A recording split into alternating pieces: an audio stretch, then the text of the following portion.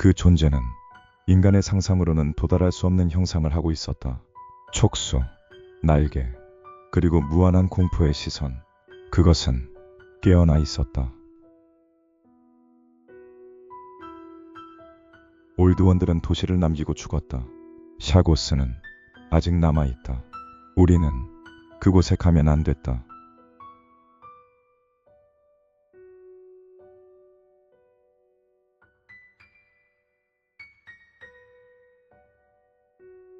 그 존재는 인간이 아니었다.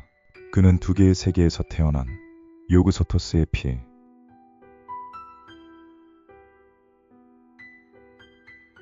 던위치 언덕이 무너져 내렸다. H.P. 러브크래프트. 그는 단지 소설을 쓴 것이 아니었다. 그는 공포 그 자체를 가져왔다.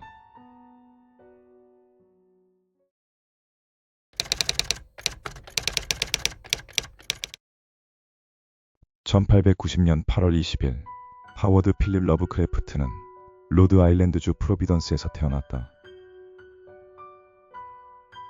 그리고 그는 곧 혼자가 된다. 그의 아버지는 그가 3살 때 정신병원에 수감된다. 진단명은 급성 정신착란. 하지만 실상은 늦은 단계의 매독이었다. 러브크래프트는 어머니, 두 이모, 그리고 조부 밑에서 자랐다. 하지만 그 어떤 이도 그의 내면의 그림자를 다독여주지는 못했다. 그를 잠 못 이루게 한 것은 바로 조부가 들려준 이야기였다. 죽은 자가 묻히지 못한 마을, 눈 없는 여인, 검은 바다에서 기어나온 것들. 2살에 시를 외우고 3살에 독서를 시작했다. 그리고 6살 무렵부터 그는 세상에 존재하지 않는 괴물들을 기록하기 시작했다.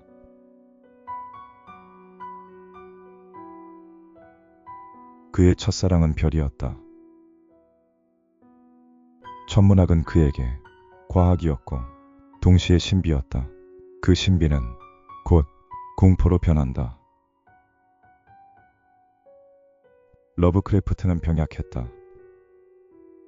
종종 두통과 불면에 시달렸고 정규학교 교육은 불안정했다. 그는 늘 혼자였고 말이 없었다. 1897년 그는 율리시스라는 시를 직접 번역해 88행의 시로 재창작했다. 이때 그는 겨우 7살이었다. 그의 어머니는 하워드는 끔찍하게 생겼다고 말하고 다녔다.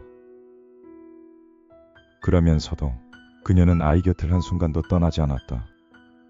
고립된 삶, 자가 학습, 끝없는 상상. 하워드 필립 러브크래프트는 그렇게 괴물이 되었다. 나는 어릴 적부터 나와 인간 사이의 거리감을 느꼈다.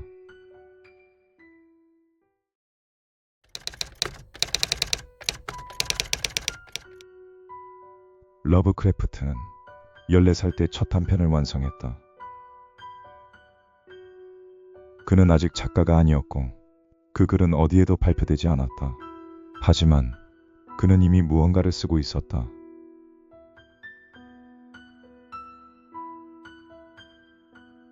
동굴 속의 짐승. 깊은 동굴에서 들려오는 발소리. 그가 공격한 존재는 괴물이 아닌 인간이었다. 혹은 괴물이 되어버린 인간. 그는 꿈을 기록했다. 의식을 잃기 직전 수면의 경계에서 떠오른 것들. 그의 공포는 잠든 순간부터 시작되었다. 다곤. 전쟁 중 조난당한 한 병사가 해저에서 고대의 신을 목격한다. 그리고 미쳐버린다. 다곤은 그저 전조였다. 러브크래프트의 바다에는 신들이 잠들어 있었다. 그리고 그 신들은 인간의 언어로는 설명할 수 없었다.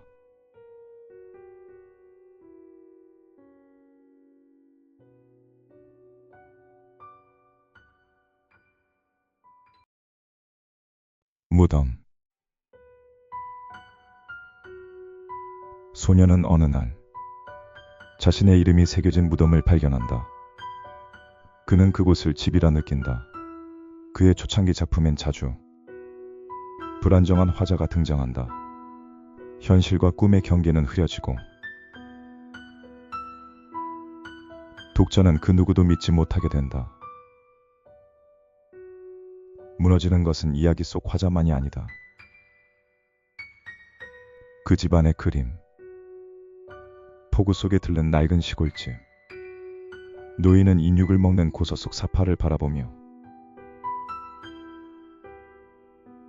천장을 올려다본다. 천장에서 뚝뚝 흘러내리는 피.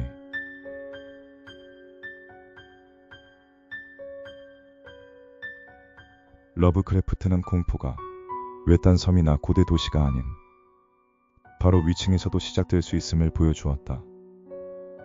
이 시기의 작품들은 완전하지 않았다. 하지만 러브크래프트적 공포의 모든 요소는 이미 등장하고 있었다. 이름 없는 존재들, 무너지는 자아, 설명 불가능한 현실. 러브크래프트는 공포를 연습한 것이 아니다.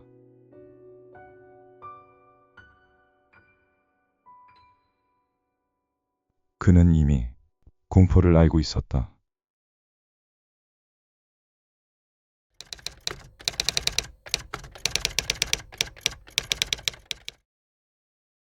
(1926년) 러브크래프트는 한 존재를 탄생시킨다. 그 이름은 크툴루. 발음도, 형태도 인간의 규칙에서 벗어난 이 존재는 그가 창조한 공포 세계의 핵이 된다. 그는 이름조차 인간이 온전히 발음할 수 없다고 했다. 이름에서부터 시작되는 불쾌감. 그는 발음조차 불가능한 신을 만들고 싶었다. 크툴루의 형상은 어디서 왔는가? 그는 신화를 조합했다. 그리스의 뱀머리 괴물, 북유럽의 요르문간드,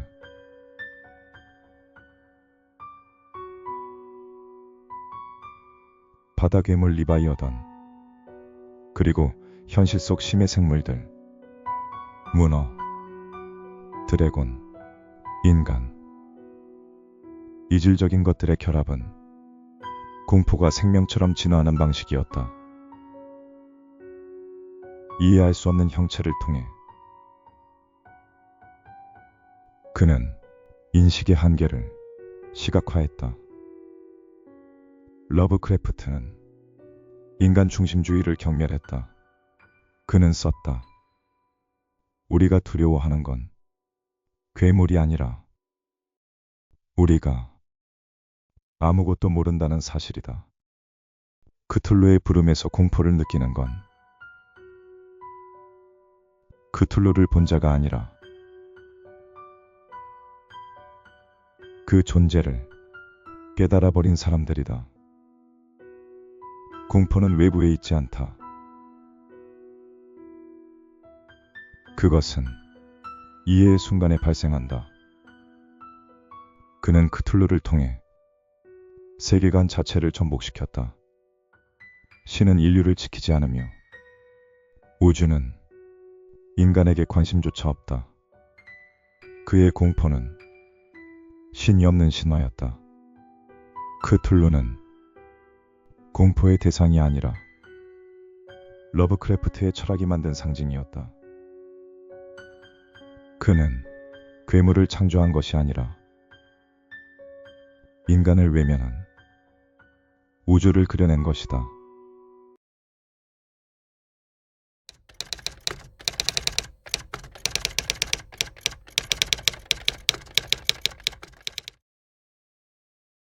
러브크래프트는 이야기를 만들지 않았다. 그는 구조를 만들었다. 신이 아닌 존재들, 믿을 수 없는 계층, 그리고 우주의 이면에 숨어있는 이름 없는 것들. 그가 만든 것은 신화체계가 아니었다. 이야기들은 서로 모순되고 단편적이며 출처조차 불분명하다. 그것이 바로 의도였다. 전체를 이해할 수 없도록 설계된 구조. 네크로노미콘. 러브크래프트가 창조한 가상의 금서. 그 안에는 위대한 옛 존재들과 금지된 의식, 그리고 인간이 이해해서는 안 될 지식이 기록돼 있다.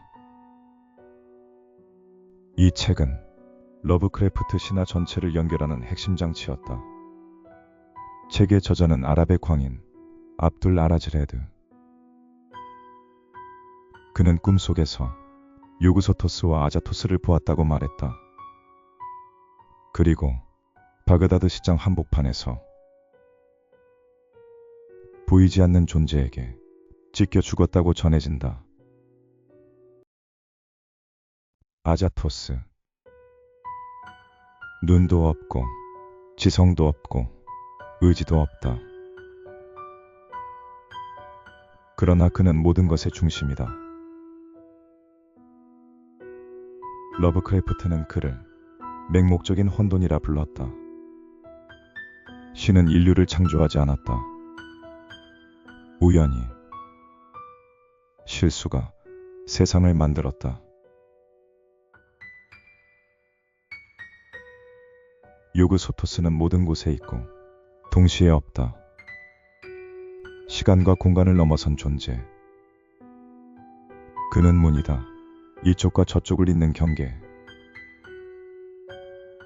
러브크래프트는 그를 통해 인식 자체가 공포의 문이 될 수 있음을 말했다.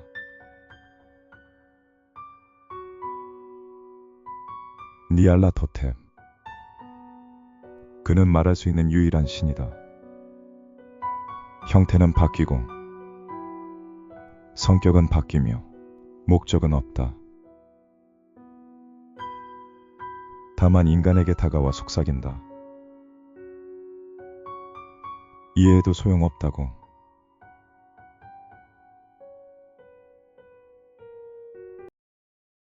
러브크래프트는 신들을 체계화하지 않았다. 그러나 후대 작가들은 그걸 견딜 수 없었다. 어거스트 덜레스는 이 존재들에게 질서를 부여했다. 악과 선, 네 가지 원소, 신의 계보.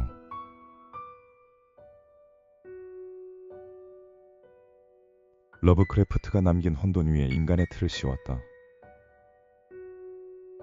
러브크래프트는 끝까지 설명하지 않았다. 그는 독자가 구조를 이해하기를 바라지 않았다. 오히려 이해하려는 순간 공포가 시작된다고 믿었다. 러브크래프트는 신들을 만든 게 아니라 인간이 얼마나 작고 무력한지를 보여주기 위해 그들을 만든 것이다.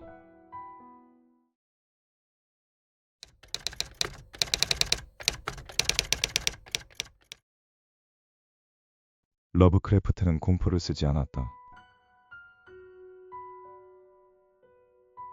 그는 공포를 보이게 하지 않음으로써 만들어냈다.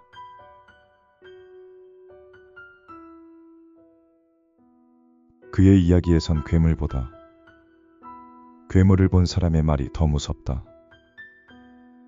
크툴루의 부름에는 실제로 크툴루가 거의 등장하지 않는다. 대신 조각난 기록, 광기에 빠진 증언, 사라진 배와 사망자 목록만이 남아있다. 공포는 직접 보기 전에 공백에서 태어난다. 던위치의 공포에서 괴물은 끝까지 보이지 않는다. 산 너머 무언가가 있다는 사실. 그 소리, 흔적. 그리고 점점 무너지는 사람들의 이성이. 공포 그 자체였다. 광기의 산맥에서 정확한 설명은 없다. 탐사대가 본 것은 상형 문자와 생물의 잔해, 그리고 설명할 수 없는 것들이었다. 러브크래프트는 독자에게 상상의 여백을 남겼다. 가장 강력한 공포는 미지에 대한 공포이다. 러브크래프트는 괴물을 보여주지 않음으로써 우리 스스로 괴물을 만들어내게 했다. 러브크래프트의 공포는 보이지 않는 것을 보는 순간 생긴다. 무엇을 상상하든 그보다 더한 것을 인간은 만들어낸다.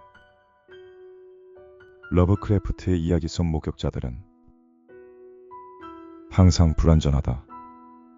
정신이 망가지거나 기억이 흐릿하거나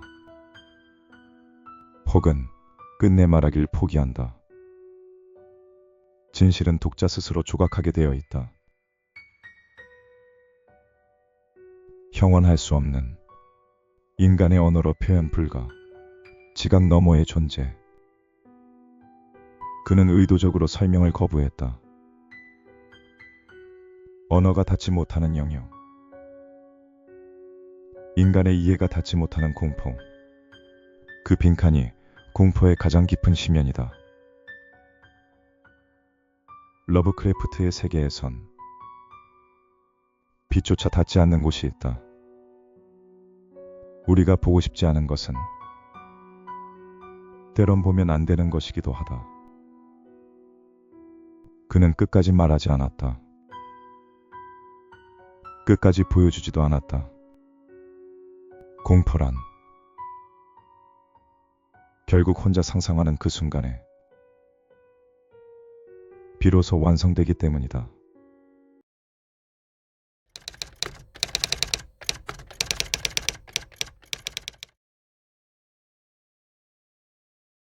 러브크래프트는 1937년 세상을 떠났다.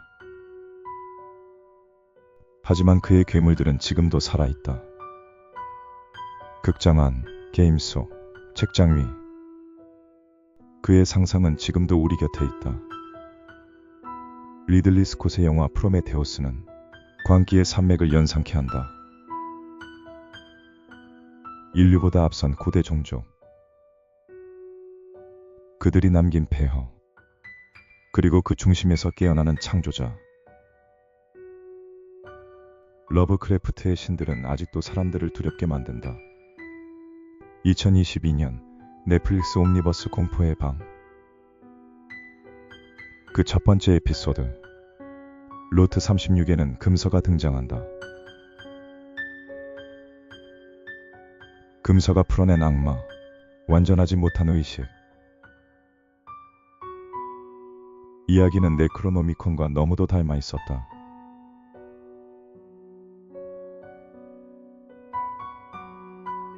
세 번째 에피소드 The Autopsy. 시체 속에 숨어있던 존재. 인간의 몸을 차지한 미지의 생물. 이건 단순한 괴물이 아니다. 정신과 육체를 넘나드는 존재다.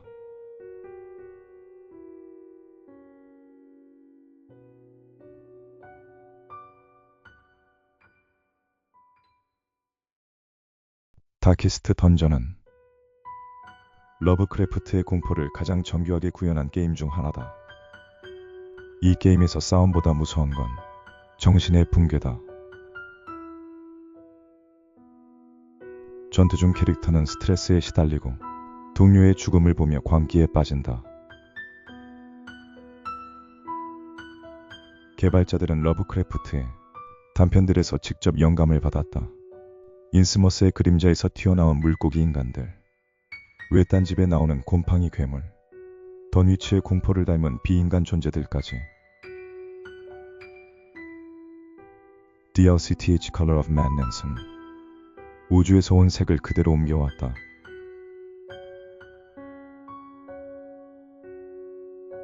그 안에서 플레이어는 단지 몬스터와 싸우는 것이 아니다. 눈에 보이지 않는 공포, 설명할 수 없는 붕괴를 견뎌야 한다. 러브크래프트가 말한 설명할 수 없는 것들과 마주하는 체험이 이 게임 안에 있다.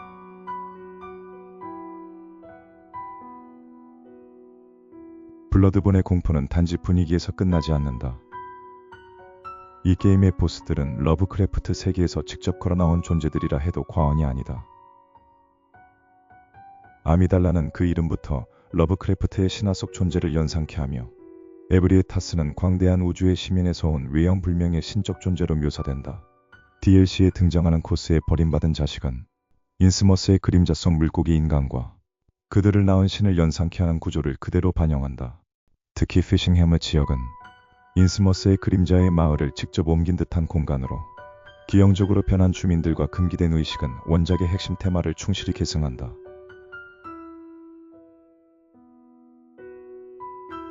이 보스들은 단지 강한 적이 아니다. 그들은 이해할 수 없는 형상과 존재 이유로 플레이어에게 지식이 곧 광기라는 체험을 안긴다. 러브크래프트의 우주적 공포는 블러드본에서 단순한 전투가 아니라 플레이어가 세상의 진실을 깨닫고 무너지는 순간으로 표현된다. 보드게임도 예외는 아니다. 아컴 호러, 엘드리치 호러 시리즈는 크툴루 신화를 전면에 내세운다.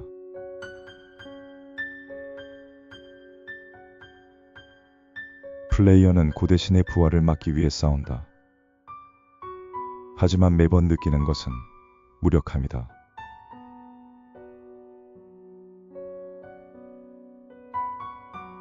크툴루의 부름은 이제 전 세계 독자가 읽는 이름이다.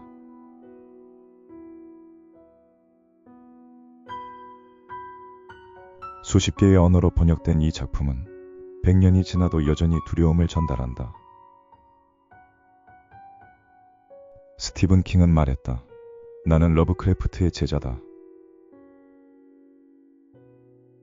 브라이언 럼리와 닐 게이먼도그의 신화를 변주하며 계승했다. 그의 세계는 더 넓어지고 더 깊어졌다. 현대인은 설명할 수 없는 불안을 안고 산다. 러브크래프트는 그 불안에 이름을 붙였다. 그 이름이 바로 크툴루다. 러브크래프트는 사라졌지만 그의 세계는 끝나지 않았다. 이제 크툴루 신화는 하나의 문학 장르이자 상상력의 무대가 되었다. 팬들은 신화를 확장했다. 괴물에게 이름을 붙이고 도시를 만들고 역사를 썼다. 이야기는 이제 작가의 손을 떠나 독자들의 손에서 계속된다.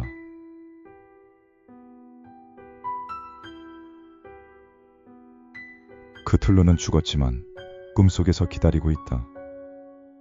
그는 언젠가 다시 일어날 것이다. 사람들이 그를 잊지 않는 한. 또한 러브크래프트의 이야기는 끝났지만 그 공포는 여전히 살아있다. 오늘도 누군가는 어둠 속에서 그의 책을 읽는다. H.P. 러브크래프트. 그는 인간이 가장 두려워하는 것을 썼다. 설명할 수 없는 것, 보이지 않는 것, 그러나 결코 사라지지 않는 것.